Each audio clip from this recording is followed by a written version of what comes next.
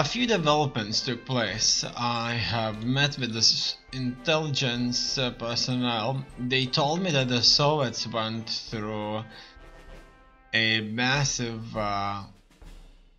scrap policy. What I mean by that is that the Soviets simply went through everything they had in the country, and they've got all the supply they needed to stack up for some time. So they have an abundance of fuel. They had almost none in reserve. They poured everything in. However, now they have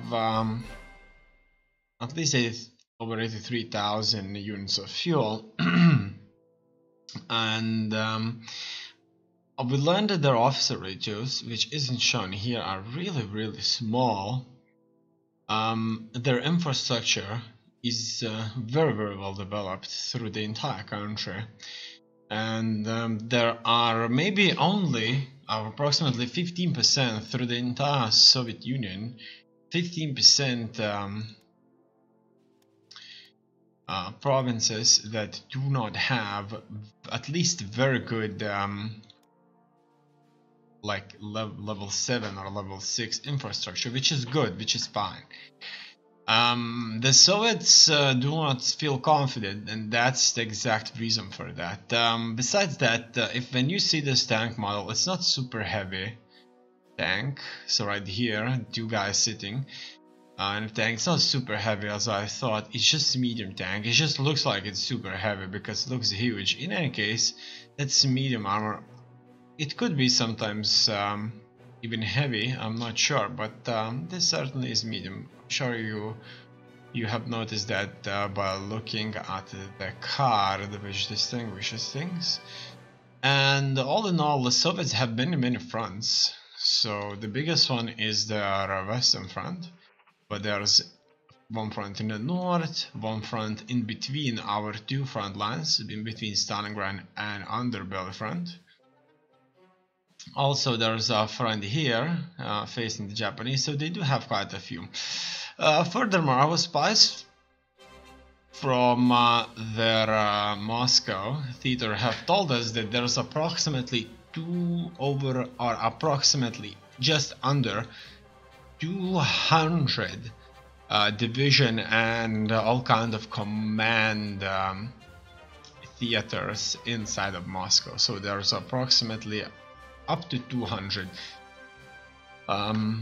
divisions here. Obviously not all of these are divisions, some of these are just command units. However, all shattered divisions, as you know, end up under the highest command unit, so under the theater command, and they all just simply pop up in Moscow if they end up being shattered. So just does the thing about it. In any case, Moscow is just a couple of 100 kilometers away, and a lot of effort is being put into keeping Moscow safe. Let's look how this will turn out to be. Look at that. We're so close indeed, and hopefully we will undoubtedly going to break Soviets sooner than later. So we already at the Ruza, which is really close, so we've barely been that close. We're creating a phenomenon here. The Soviets are fighting so well. We had very few pockets. One pocket in Finland did took place. We've destroyed probably up to an army size there, and here another pocket is developing for us right there. Will we be able to successfully surround all of these formations and get rid of the enemy? It is unclear if that's going to be the case. However, we are approaching on Moscow. It's only 3 provinces away. We already have encountered enemy fortifications here at Mozhaisk.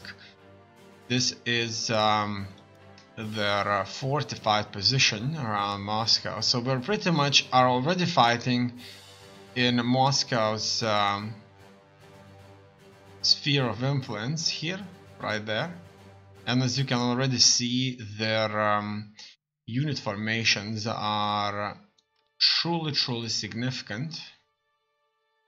And another thing to note, what we learn from their intelligence, is that their supply situation is very good. It's just splendid. It's absolutely beautiful. They are managing their supply very well, and now they may probably even manage it better, much better. In any case, we've never been so close to Moscow. Let's watch these developments very closely. I see that this pocket right here, it's being squeezed in, and we are winning here very well.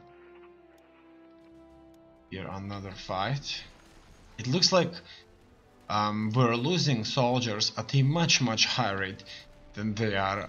Interesting thing to note is that the Soviets, they have an AK-47 assault rifles in their NKVD units.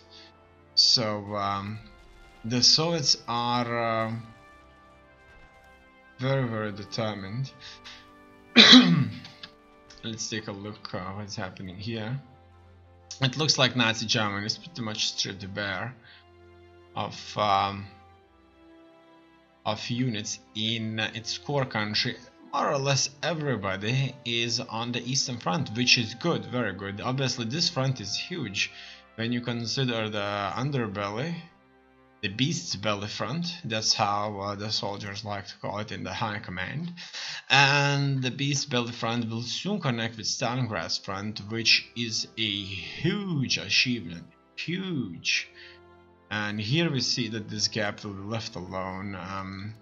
The distances to cover there were just probably too high, and it's fine with us. And let's just continue watching this. The pocket here has been, or the spearhead, the Soviet spearhead, has been completely annihilated. Bryansk is a powerful settlement, but I have no doubts that even Bryansk will not stand here for a long time. Okay, another battle close to Moscow here. Okay, it looks like they are making very successful throwbacks here. Battle for Bryansk just took place. However, no determined attacks are coming. Here we can see, looks like they are counter-attacking us here, but this counter-attack didn't last for a long time. I would like to see what's exactly in there, but the battles ended as quickly as they started. So here we see that the Soviets are in Bryansk battered. They're battered badly. And all in all, it doesn't look good. Here it looks like we're crossing the lake, moving around the lake. Ooh, we're moving into this vicinity right here, even closer to Moscow. We will be hit by Moscow district fortresses. So all the provinces around Moscow with fortresses would certainly belong to the Moscow district. That is the district which is which purpose is to protect Moscow from being enveloped or attacked directly. And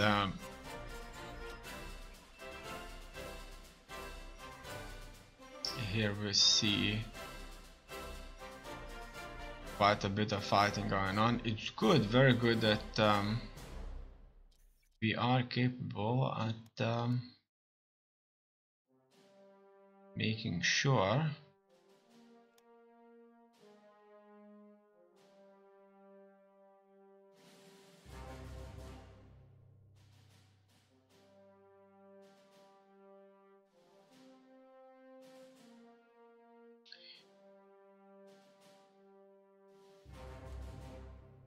We'll take some land.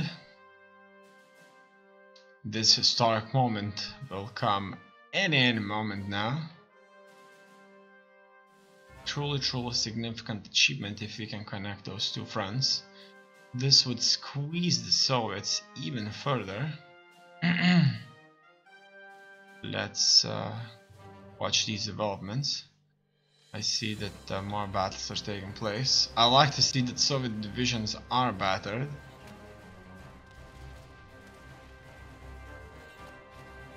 Greatly battered.